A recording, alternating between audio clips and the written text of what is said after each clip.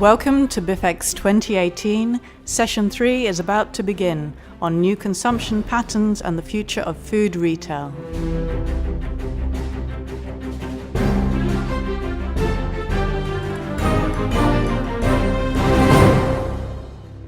Hi everyone, I hope you're staying awake. I know there's lots of different information that you're receiving, but I'm here to talk to you a bit about food and street food in particular. My name is Petra, Barran, and I'm the founder of KERB Street Food Organisation. We're a membership organisation of around 90 different street food businesses, and we pride ourselves in selecting the best and making them even better. We have food from all over the world. We've got around 40 different cuisines that we serve amongst our traders, from Korean burritos to vegan tacos to mac and cheese to Jamaican fried chicken, Taiwanese steamed buns, ice cream cookie sandwiches, small batch sodas. It goes on and on and on. There's lots of food going on, and our job is to create a powerful platform from which to launch these businesses and to help give them the best chance that they possibly can to thrive in London, which is a really tricky city to make it work as an independent business in. So we scout out the businesses, we incubate them, and then we make them KERB ready, which is basically setting them apart from all the other street food businesses in the city and making them really rise to the top and be the best that they possibly can be, serve the best food that they can, and create as much atmosphere as they can on the streets in order to make London a more interesting place. So, as a platform, we provide trading opportunities, infrastructure, community, which is a really, really important part of what we do, and exposure. So I'm going to show you a film in a second that's going to give you a bit more of a flavour about what we're about. And then I want to talk about our multi-stranded business model. I want to talk about the socio-economic climate in which it's come about. I want to talk about our 4 pillars and our mission, our purpose. And then I want to talk about the opportunities that are coming out of the different revenue streams that we create. So let's go on to the film.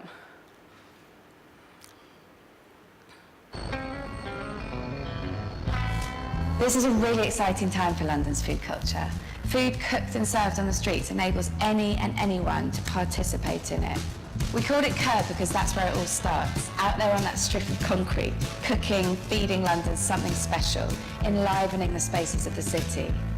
It's entrepreneurs taking their first steps into the food business. It's the reason that cities began in the first place, through the trading of food in public spaces. It's the launchpad for fledgling food businesses to get their ideas out there and start testing the market. It's a platform and a stage, and where everyone, no matter where you're from or for how long you're here, is part of something really good. And it's where this brilliant community of doers and street cooks gets their kicks, earns their stripes, and brings fun and flavour to these grey old London streets, day in, day out, whatever the weather. It's not for the faint-hearted though. It's hard work, and every day is a gamble.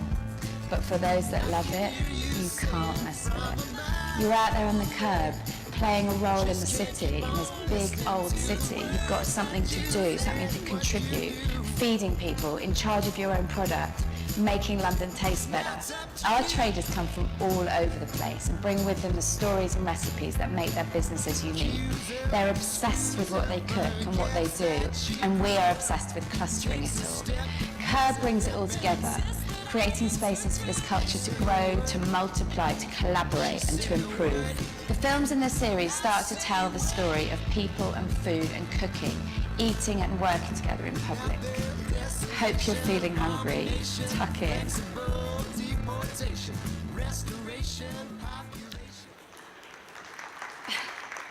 Thanks.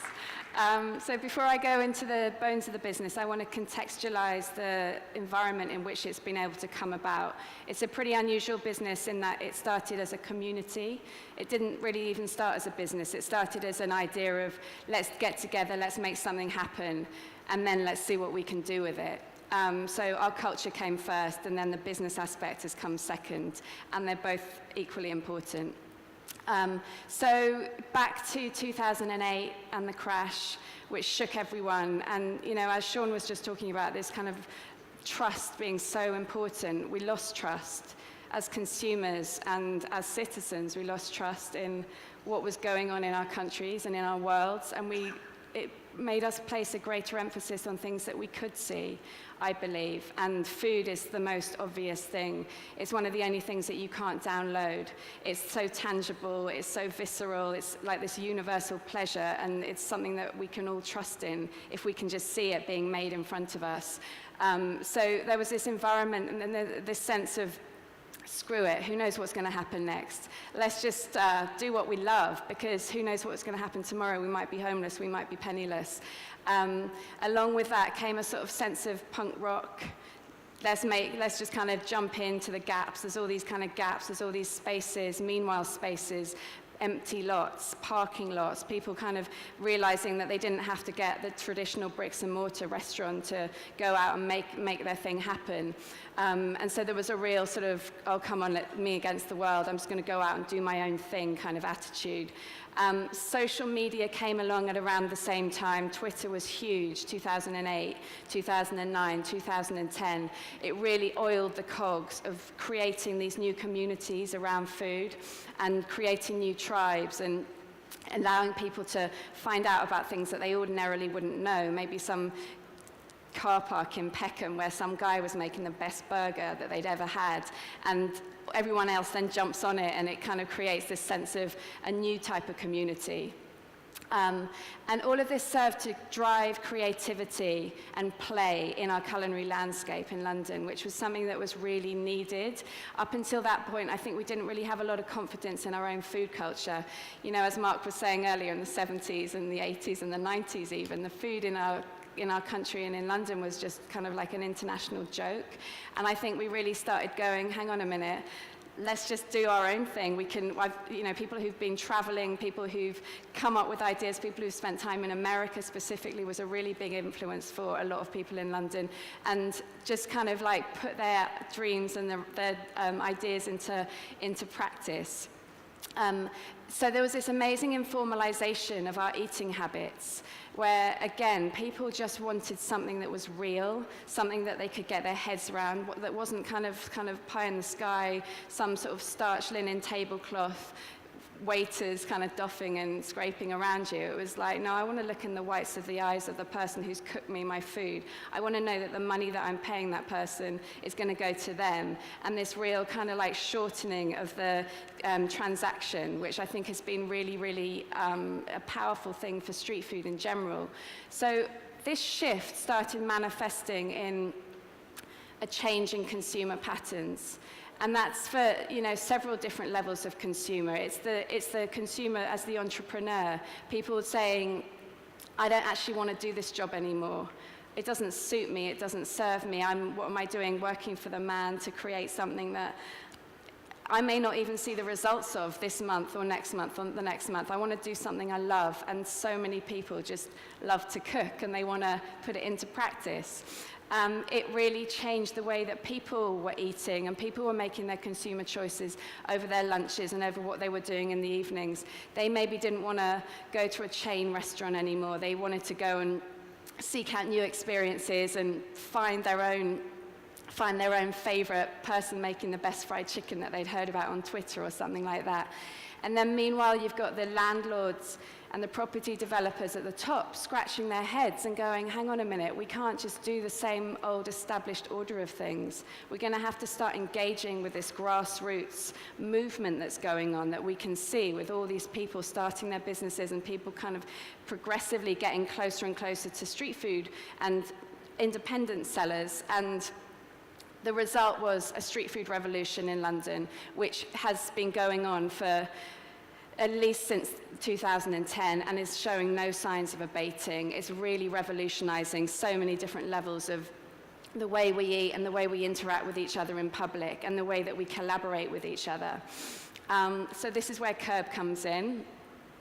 I was a trader. This is how I got into it. I had a chocolate truck, which is slightly another story, but I used to drive it around to festivals and markets and events all over the country. And through doing that, I met loads of other vendors.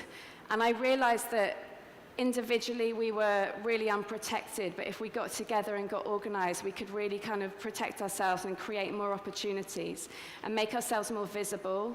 And for me, it was a really important thing to try and show the rest of the world how much talent and energy and excitement was going on the streets of London, and to really try and transform the reputation of the food served on our streets. So this was our launch day, 2012. And we were really excited. It was just a load of fellow traders getting together to start something and to really kind of like kickstart this idea as a business and to really drive more opportunities for ourselves. This was at King's Cross, which is one of the biggest redevelopment sites in Europe, managed by Argent, who were one of the early adopters of the idea of, hang on, we need some street food on our estate. Nobody's going to trust us if we put another Starbucks or another Costa Coffee in. We need to give people reasons to come up our estate, to enjoy it, to believe in it, to be able to relate to it.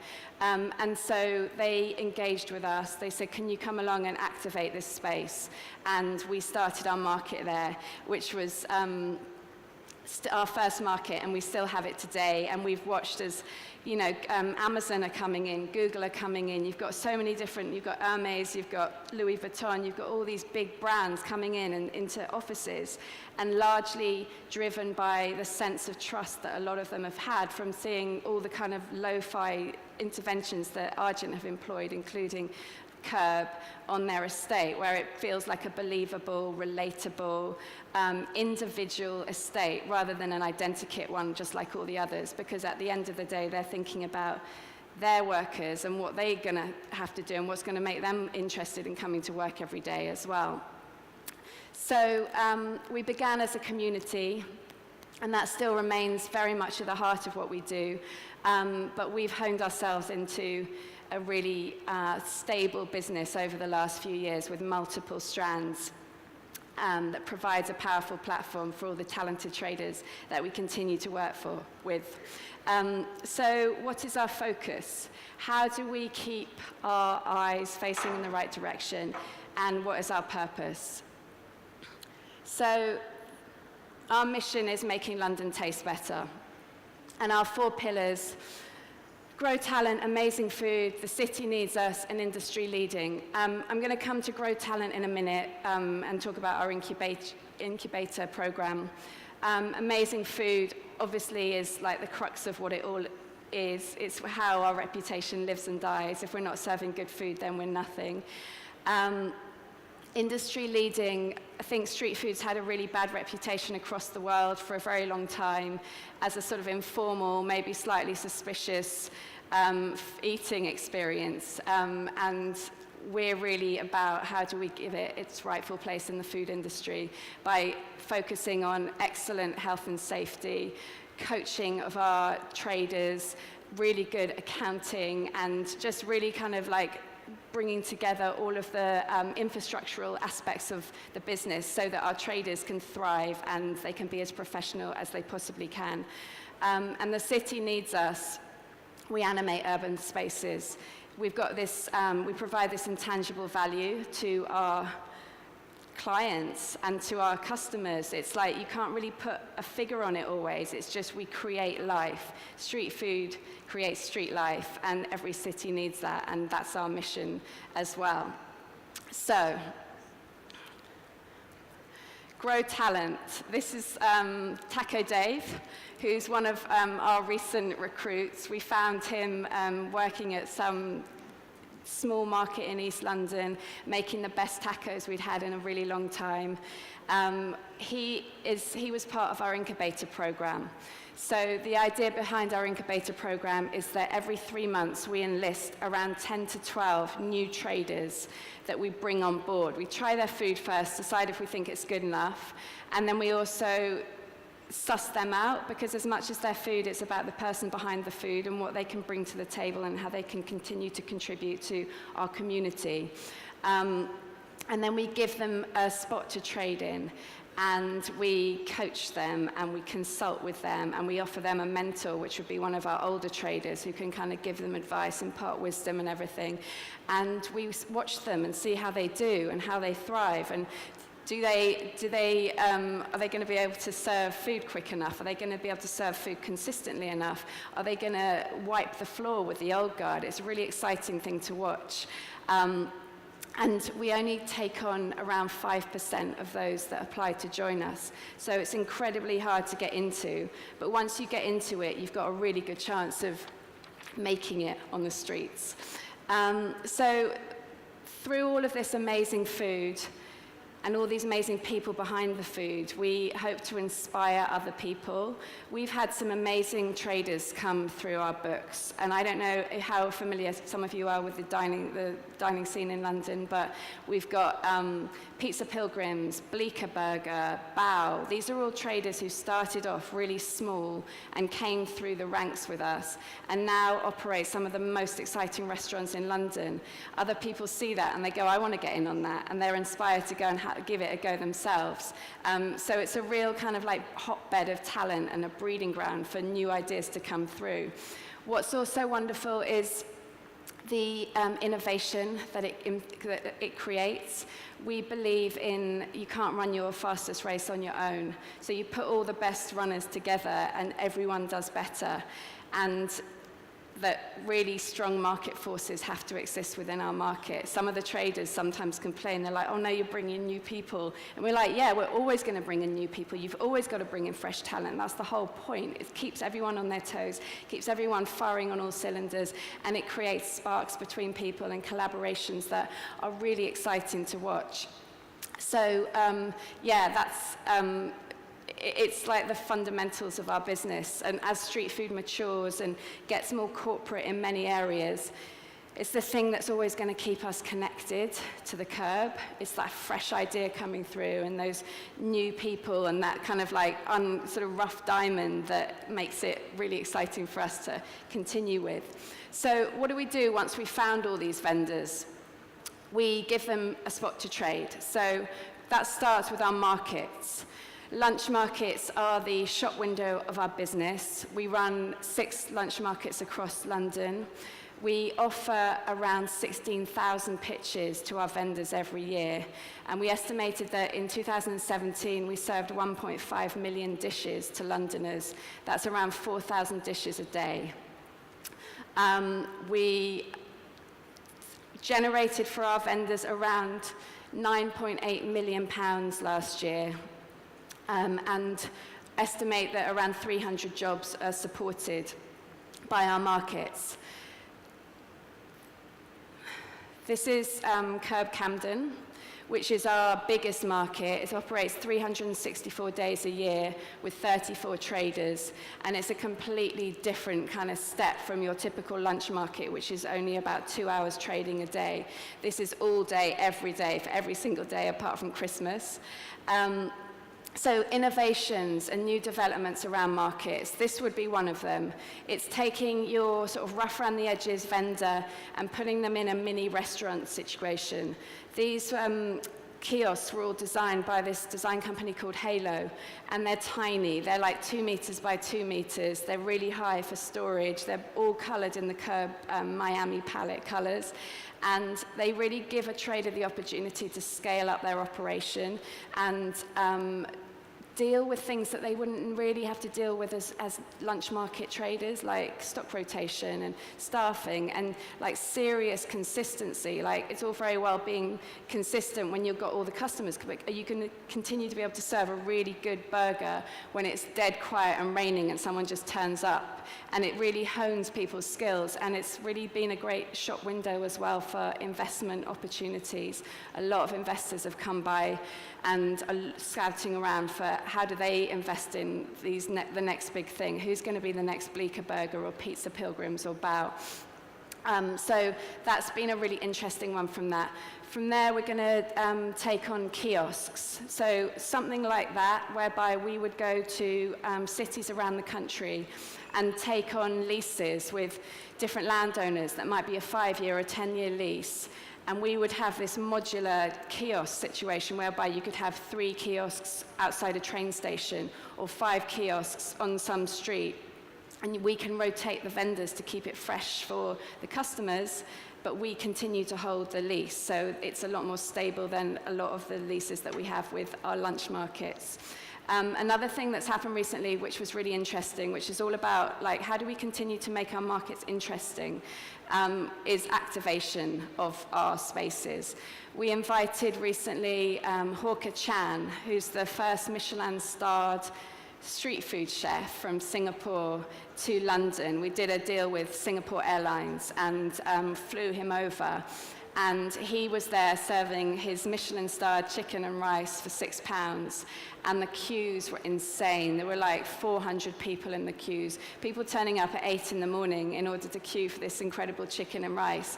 And queuing for 3-4 hours. Even people who were told they weren't going to get served were still queuing because there was a sense of FOMO, like I just want to be here. I just want to say that I was here, and I got a whiff of that chicken and rice even. So that's markets.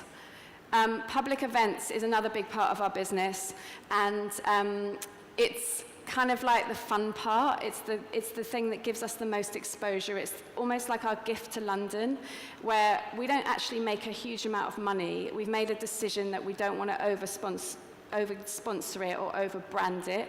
We want it to continue to feel like something that people can turn up at, almost stumble upon, and move around freely with each other and not feel like they're being choreographed into, buy this type of beer or eat this kind of food or sit in this kind of place. It's really important to us for us to create spaces of spontaneity amongst Londoners. Some of the things that we worked on last year, we did around 8 big public events last year with around 160,000 attendants. We did a fried chicken event called the Bucket List, 10 pieces of fried chicken to eat before you die. We did a reggae roast where we combined forces with a reggae sound system, and we got all our Caribbean traders, and we had a lot of rum for sale. Burns Hootenanny was a Scottish event where we served a lot of whiskey, did a lot of caileing, and that was an indoor event. We also did an event called Living on the Veg, which was a vegan event. And veganism is like a really growing trend in London, where it was probably the busiest event we've done. But the competitive angle really kind of appealed to our customers. And we're going to be looking to do lots more of that kind of thing. Corporate catering. So this is something that a lot of people don't even know that we do, but is probably the largest growing part of our business now. It's clients saying, hang on a minute, I want something a bit more relatable in my event.